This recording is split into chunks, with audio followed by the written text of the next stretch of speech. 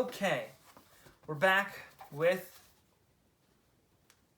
Kateryna by Taras Shevchenko, Ukraine's most famous author and poet. This is an English translation. It's beautiful, the illustrations are wonderful, so I'll continue to share with you. Chapter 4. Where yawns a gully deep and wide, at mountain foot, in quiet pride, stand ancient oaks like granddads old. About a mill pond willows grow. The pond with ice and snow is piled, except where gapes a water hole. The wintry sun with sudden glow, a ruddy hoop, through clouds looks down. The north wind takes a breath and blows. All one then sees is whirling snow, and hears the forest's mournful moan. A snowstorm rages through the trees, the wild winds howls and groans. The chalk-white fields like angry seas are billowed high with snow. The forest warden stepped outdoors to see how fare the trees. But what's the use in such a storm? What could a person see? Oh, what a din we'll have to let the forest mind itself. Back to the hut, but wait, what's that? Well, may they roast in hell. It looks as though the devil's hosts are trotting down the road. Nichapor, look, those are not ghosts, they're horsemen white with snow. What Muscovites, where Muscovites? There, calm down, my dear. Where are the Muscovites, my friends? See for yourself out there. As Kateryna flew outside, just as she was from bed, that Moscow's sure got neath her hide. The woodsman shook his head. What does she do the whole night long but call her Muscovite? Or stumps through snowdrifts stumbling on, she ran with all her might. To reach the road, then breathless stopped, stood barefoot in the snow. The troop grew closer. At jogging trot, they all on horses rode.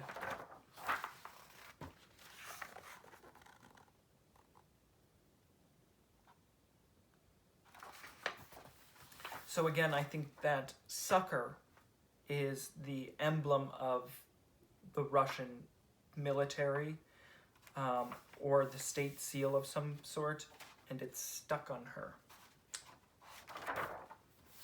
Wonderful pictures. Oh, poor my fate, she ran ahead to meet them. Then she spied the captain riding at their head. My Ivan dear, she cried, my lover, you have come at last. Where were you all this while? She ran to him, his stirrup grasped. He looked, then turned aside, and to his steed he gave the spur. My love, why do you flee? Don't you know Kateryna more? Don't you remember me? Here, look at me, my darling love. Look closer at my face. I'm Kateryna, your true love. Why do you turn away? But he kept spurring on his steed, as though he did not see. Oh, wait a moment, darling, wait. Do you see I do not weep? You do not recognize me, dear. Oh, Ivan, it is true. I'm Kateryna, don't you hear? Let go, you silly fool. Here men drag this mad wench away. Oh God, what's this you do? You cannot cast me off this way. You promised to be true. Take her away, why do you wait? Take who? Take me away? What have I done to earn this fate? To whom will you donate? Your Kateryna who at night met you beneath the moon. Your Kateryna who to plight our troth has borne to you. A son, oh Ivan dear, at least, don't you reject me too. I'll be your slave, love who you please. I'll say no word to you. Make love to all, I will forget. I ever loved you true. Bore you a son, became unwed, a mother 'cause of you. An unwed mother, what a shame. Why am I thus undone? Then leave forget me, but I pray, do not forsake your son. You will not leave him, oh my dear, don't haste away from me. I'll bring your son to you out here. She dropped the stirrup free, ran to the hut, then hastened back to give the precious mite To Nim the father loosely wrapped, it wailed from cold and fright. Here is your son, your bony boy. Come see, where have you gone? He's fled, the father ran away. The father spurned his son. O God, my poor abandoned mite, whatever shall I do? I beg you, gentle Muscovites, take him away from you. Take him away with you, Please take him with you, do not leave the orphan babe behind.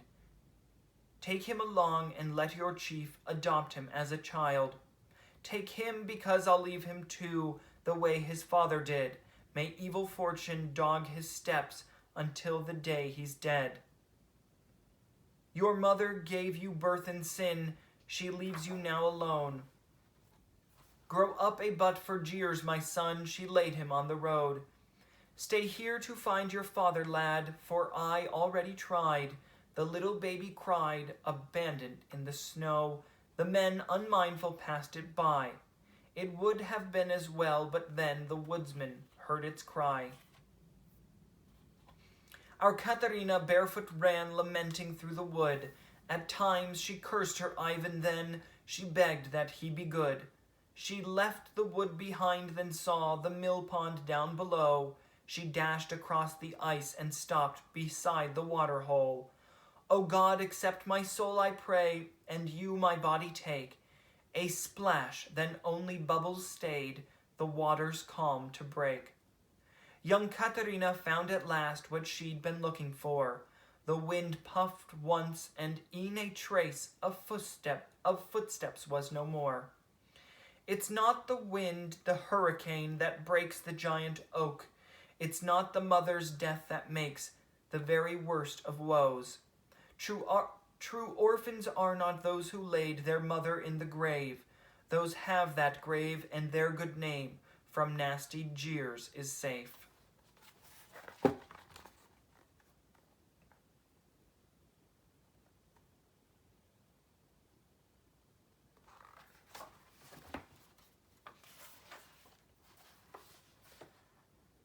Ill-natured people even smile, an orphan child to cheer. Upon his mother's grave he cries, his heartaches eased with tears. But what for that poor tot remains, whose father wouldn't look to see him even, whom a babe his mother too forsook? What's harder than the bastard's lot, the lowest of the low? No kin on earth, no home he's got, just roads and sands and woe. Patrician face with eyebrows dark, what for, so he'd be known? She didn't hide the father's mark. Oh, would there had been more.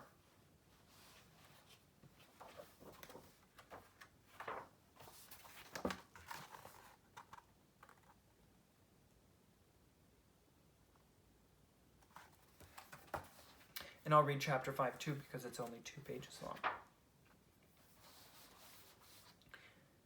Beside the road to Kiev town, a Kobzar sat to rest. With him his guide, a little boy in rags and tatters dressed. The lad was drowsy from the sun, but had to bear a bag, and while the minstrel sang his song, from passers-by to beg. Whether they rode or walked, all gave, some bread and some a coin. Some helped the oldster, but the maids gave coppers to the boy. As at the beggar boy they gazed, their hearts with pity ached. The lad had such a pretty face, but what a sorry fate. 6 horses drew a carriage proud along the Kiev road. In it a lady with her lord and little children rode. In clouds of dust the coachman reigned, there where the beggar sat. The lad ran quickly, for the dame had beckoned with her hand. She gave some money to the boy and watched with smiling eyes. The master glanced, then turned away, the monster recognized. To whom that boyish face belonged, those brows and those brown eyes. The father recognized his son, but coldly turned aside. The lady asked the lad his name. Small Ivan, ma'am, he said. What a sweet child, and then away in dust the carriage sped. The beggars counted what they'd got in alms so far that day, turned to the sun to pray to God. then went their weary way. St. Petersburg, 1838. Now, a kobzar is a traditional Ukrainian instrument player. It's a kobza. It's like a kind of like a guitar, but a different form. And it's a classic Ukrainian instrument. And a kobzar is those who play it.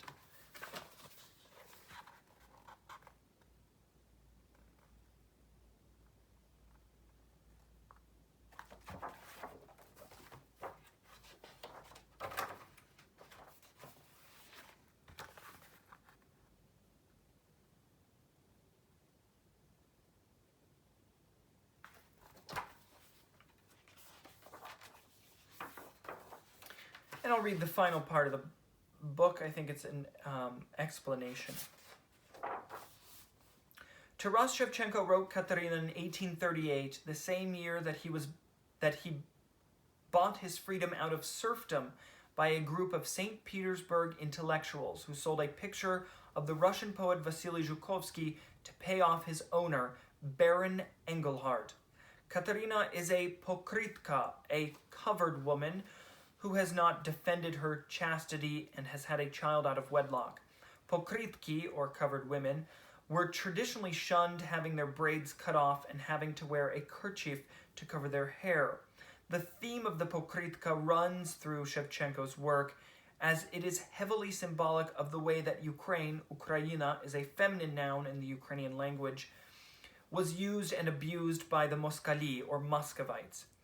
Russian soldiers were belittled in villages across Ukraine as the Russian Empire sought to expand its western frontiers, and as such stories such as Kateryna's were all too common. Shevchenko was deeply troubled by the fate of his homeland and how Russian colonialism was impoverishing Ukraine. His poetry foresees a free Ukraine, an heir to the lands of the Cossack hetmanate that were taken over by the Russian Empire a century beforehand. Shevchenko thus is regarded in Ukraine as not only a founder of modern Ukrainian literature and, to a certain extent, the modern Ukrainian language, but the first who wrote about the dream of a free Ukrainian nation. So that is why it is such an important book. It's a very interesting symbol of Ukraine. That's it. Thank you.